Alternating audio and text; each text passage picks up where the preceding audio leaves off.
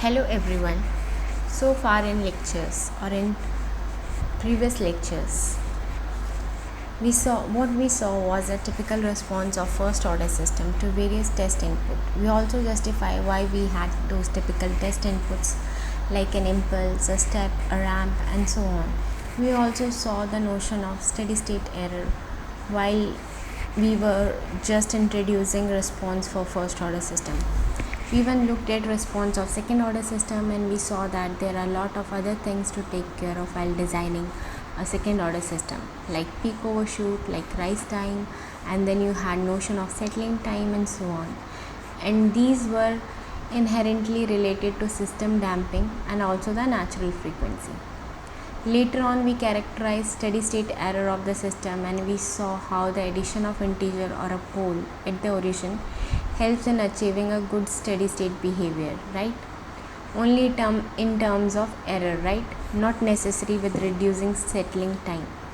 And in all these analyses, what we had assumed was the system was inherently stable. And for that analysis purpose, we had just defined stability as a property where if a system is subjected to some initial condition, it will regain its equilibrium position or its original configuration.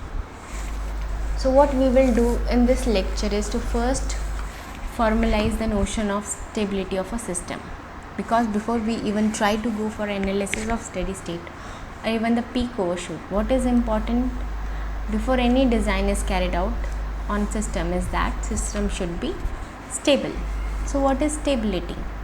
So this is very important property before we design a control system, right? So let's see some example to get a little idea of what this stability business is all about.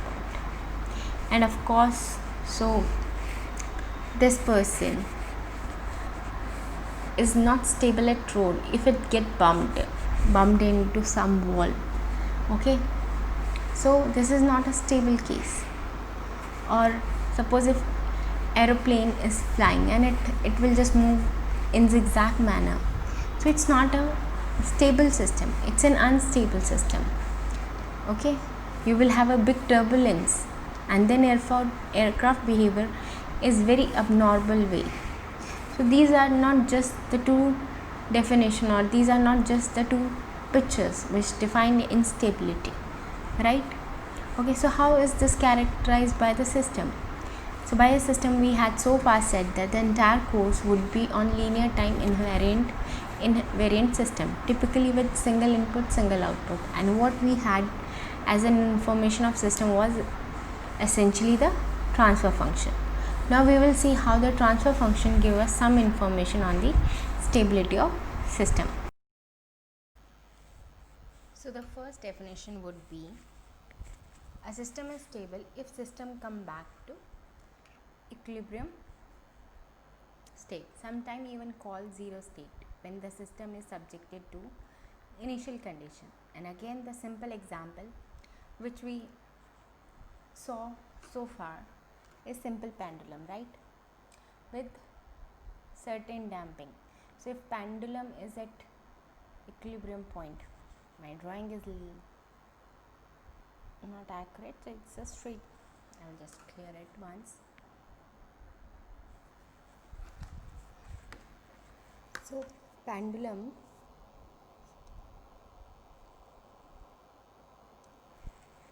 is at equilibrium position, it will always remain at equilibrium position. However, if I start at some position, say somewhere here, that's theta is equals to some 20 degree. So whatever, then I just, so this is initial theta. Okay, I just leave it, it will just oscillate and come back to position where theta is equals to 0, right? So this is stable behavior. When subjected to initial condition of theta equals to 20, the system regain its equilibrium configuration, and the same thing happens when theta is say somewhere here or somewhere here or here. Okay, now what is the meaning of unstable, or what is the definition of unstable? The system is unstable if the output diverges without bound from its equilibrium state when the system is subjected to an initial condition. So let us do the reverse pendulum, right? So I have this guy. So this is my pendulum, not a very good drawing, but as long as it's in the upward position, it will always remain in upward position, right? And that's what physics tell us. Once you are in equilibrium, you are always in equilibrium position. Now I do some small perturbation or subjected to initial conditions at theta equals to 1 degree, for example, right? Then what would you expect is that the system do not go back to its original configuration. It's just open loop system, there is no control, nothing, so it goes down, right? And then its energy increases quite a bit, right? So most systems do not really go out of bond because of this physical limit here, right? But mathematically we will say, well, the system is kind of going out of the bond. So this system, with what we call as the inverted pendulum system, is unstable in a way here. Okay, so if this is starting with this notion theta equals to 180 degree, this is also an equilibrium position, but this is an unstable behavior, and the system is marginally stable if it is tend to oscillate about its equilibrium state, then subjected to initial condition. Okay, so system is marginally stable if the system tends to oscillate about its equilibrium state subjected to initial condition. Or again consider this simple pendulum. Okay, or again consider the theta equals to 20 degree. So what will you expect? It will go on minus 30, minus 20 here and come back, just keep on oscillating like forever. So here the output of the system do not really go out of the bond, it just remain within this nice bound of theta equals to 20. I will start at theta equals to 40, it will just keep oscillating between 40 and minus 40 and so on. So these are the system which are called marginally stable. Okay, so stability also depends on nature of input and how my system behave to the certain input. So what we in input output notion stability is defined also as a small change in input should not lead to very large change in output. Small change in input could lead to small change in output, that is expectable. For example, in simple pendulum, if some change in initial condition, suppose I am going from 20 to 40 degree, my output will not really go like, the behavior doesn't go like to say 400 degree or something. Even if I start from initial condition 22, well, the output doesn't change really much, right? It will still very much within the desired behavior, right? So how these bounded signals look like? So this is one of the exponential decaying signal, is an example of bounded signal. So this is a kind of bounded in values. So you all can also have a constant input.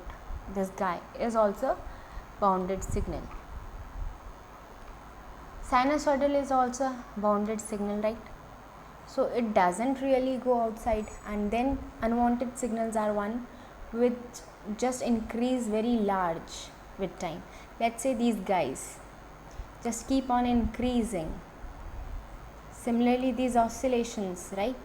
The amplitude just goes on increasing with time. So these are essentially unbounded signal.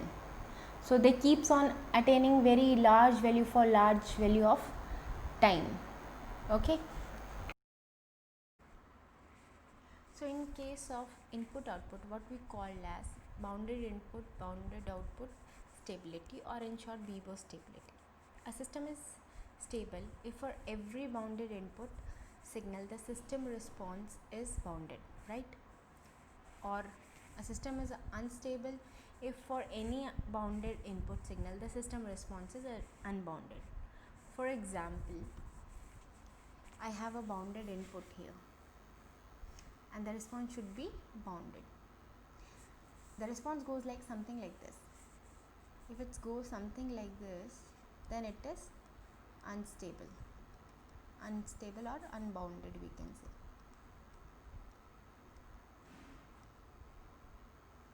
Okay. So how will we define unstable system in input output setting? So if I find any one signal which is bounded, for which output goes unstable, this or output goes unbounded, the system is unstable.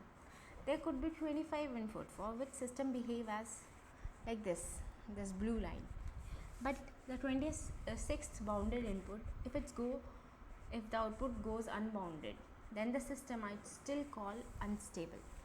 The system is unstable if for any bounded input signal the response goes unbounded.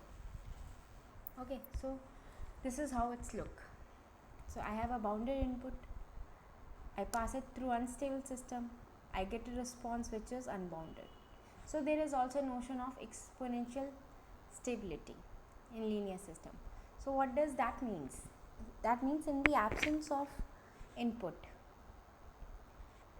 or if the input is 0, the system response asymptotically decrease to 0, again within the envelope, then the system is called exponentially stable. For example, response of say t minus e to the power minus t is an exponentially stable system. So we will not go into details of this, but just to make a side note that if I take a linear time invariant system and if I say that the system is exponentially stable, then it is also known as BIBO stable, or just the definition of stability. What have we, how do we, or how did we define stability? First is that system, if it's subjected to non-zero initial condition, will eventually go back to its original configuration or equilibrium position. The second notation is in terms of input and output was if system subjected to small change in input, it will result in small change in output. Or more formally, if input is bounded, the output should be bounded, and if input is bounded, output goes unbounded. I call it unstable system. Okay, so let us see what means in terms of what we learned so far in terms of transfer function or in terms of block diagram. So let's take a standard. I have a plant here, I have a certain input and a certain reference generating a certain output Cs, right? Then the output we know is in Laplace domain, is given by C is equals to G into R, right? And the output we know in time domain, we use convolution property, that Ct equals to 0 to infinity G tau R t minus tau d tau. Okay, so what do I know here is that input or reference is always bounded, right? So this is a kind of necessary. Input is bounded, then the magnitude of output. So I could just say Ct, if I just look at the absolute value, is 0 to infinity G tau R t minus tau d tau, and I just take the absolute value to the inside, then it will be 0 to infinity G tau R t minus tau d tau. Here I am taking my absolute value. Now if this r I know is bounded, let me assume that the bounded by some number m, and this absolute value of this output Ct then take this form. Now I ask you a question. Rt is bounded. When is Ct bounded? Then it take this form. Okay. Well, when the Ct is bounded, the answer has got to do with this guy now, because I already know that R is bounded by M. So the answer of when does the bounded input result in bounded output lies in here in the expression, right? So the output is bounded when the guy is also finite. Okay, when this Ct is finite value. Okay. So output when 0 to infinity z tau integration with respect to d tau is less than infinity, or it is boundary, and this guy is essentially the impulse response is absolutely integrable, that the limit of this integral exists and its finite value, otherwise it goes unstable. Okay. Now in terms of transfer function, we know that transfer function is represented as ratio of two polynomials in S.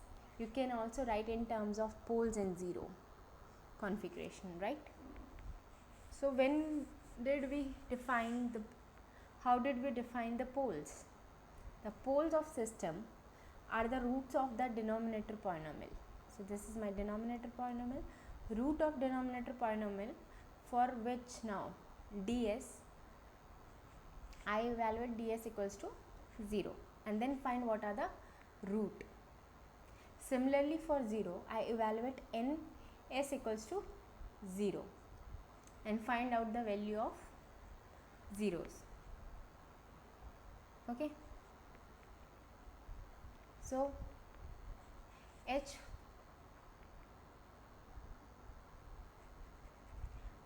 and find out the value of h for which the equation holds true, right? So this system has n poles and m zeros. Okay, and of course the number of poles will always be greater than or equals to number of 0 is what we will follow throughout. So let us see with the help of example. I have a system which is like this. So I just look at the numerator, equivalent it to 0, and a denominator also equivalent to 0.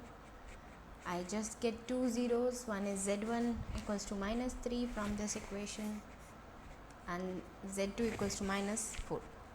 From this equation, poles are, one pole is at origin and another two are conjugate pair, complex conjugate pair. Okay, minus 1 plus minus j2.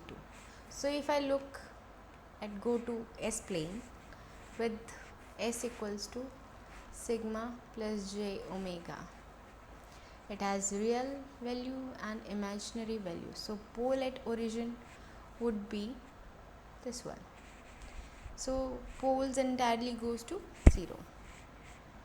So I am here.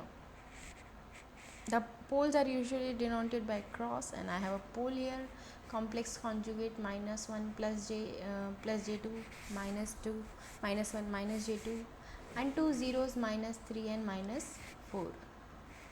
Now we will see what to do with stability.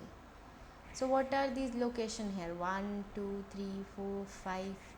Do they give us any information on stability, right? So that is what we will try to investigate. So again, the roots, and 0 is denoted by O.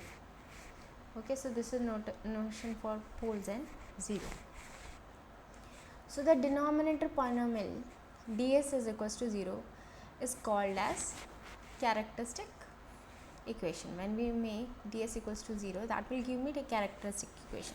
So we will do a little bit more on this later, but at a moment you can just assume that I am just interested in solution of denominator equation ds equals to 0, and then the roots are called as poles. And if I assume for simplicity that the poles of systems are distinct, and I can rewrite this in form of my Laplacian theory as like this side, s minus s1, s minus s2, and so then these poles can be real and imaginary or complex, just that they are not repeated. We will come to repeated case a little later. First, let's take some partial fraction expansion of like this. Okay, and say, well, I just interested in this guy sk equals to a. The pole lies in left half for a less than 0. Okay, and right hand when a is greater than 0, and at origin a is equals to 0. Now the inverse Laplace of this guy, we know that is ak e to the power minus ak e to the power at. Okay, and therefore when a is less than 0, the poles lie somewhere here, denoted by cross. Okay, and then the impulse response I know is something like this, right? So it just lie down to 0. After, well, asymptotically it goes to 0, and this is actually bounded output response, and hence the system I would call is stable for a less than 0. So my first observation I would make is, if I have a transfer function of the form a by s plus a lies in the left half plane, then my impulse response of system is bounded, and therefore by my first definition I would say that the system is stable. Okay, now similarly when a is greater than 0, my pole is sitting over here, and the impulse response is some constant ak e to the power minus 80, and a is greater than 0, I could expect that this guy keeps on increasing, right? So this is unbounded response. If t goes very large, this guy assumes very large value. Okay, and therefore I can say that the system, if the pole is sitting on the right hand side, then my system is unstable, right? The second observation. The third observation is, when if my pole is just sitting here when a is equals to 0, the pole lie at origin, so this guy put a cross here, and the impulse response is a constant with time, right? So the output do not increase with time, but however if I just integrate for this case 0 to infinity g tau d tau, then I see that the area, so g, this is essentially the area, and that is, area is not bounded, right? The area is not bounded, but my signal doesn't really increase like that, it's increase here, right? So the system in the simple integral or with pole at the origin is not absolutely integrable, and we can just call this some kind of marginally stable. Okay, so this is marginally stable system. So we saw three things, what about poles on the left, a pole on the right, and a pole at the origin. Okay, nothing to do with 0 so far. So let's see, what if we have repeated root. Say I have a couple of roots like this if I draw it, it's minus a plus a. Okay, so my response would have some constant times e to the power at, and this depends on what is the value of a. If a is less than 0, my system is impulse response is stable, and if a is greater than 0, the impulse response goes unstable, and that could be computed quite easily. Similarly, if there are repeated complex poles, say there are a couple of guys sitting here and couple of guys at same location here, then again depending upon sign of a, my system is stable or unstable. So the reason, again, the system is stable when a is less than 0, and if a is greater than 0, my system is unstable. So the same thing holds right if the poles or real part of the poles are less than 0. I am still strictly less than 0. I am still stable. Then if there are strictly greater than 0, then my system is unstable. Now earlier we saw something about the roots at the origin. Something like this.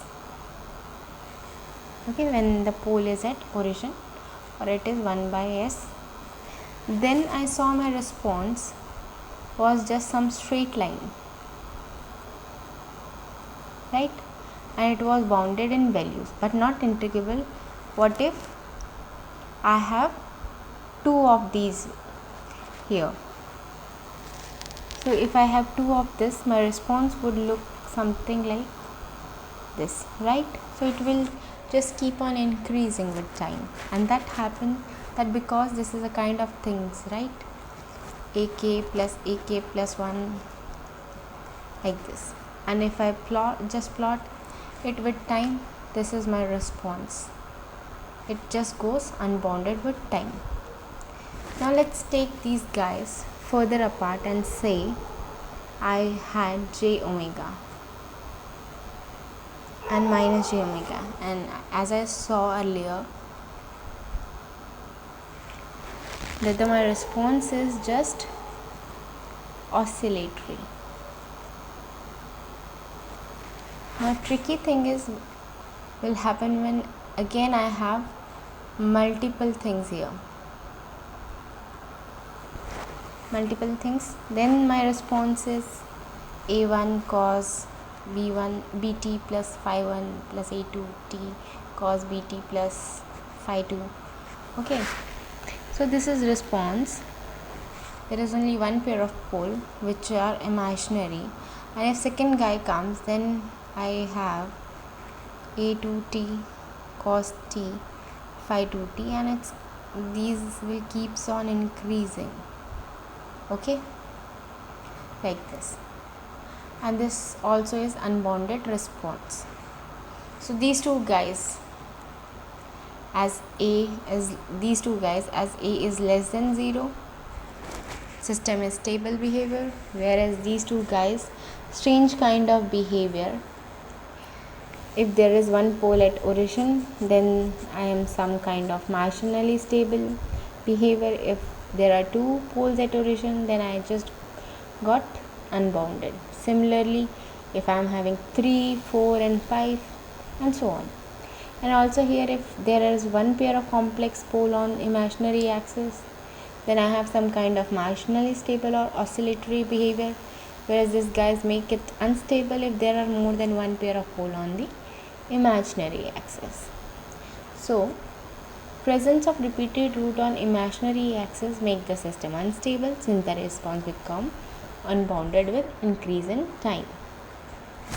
Okay, so just to summarize, what is the relationship of stability with pole of transfer function?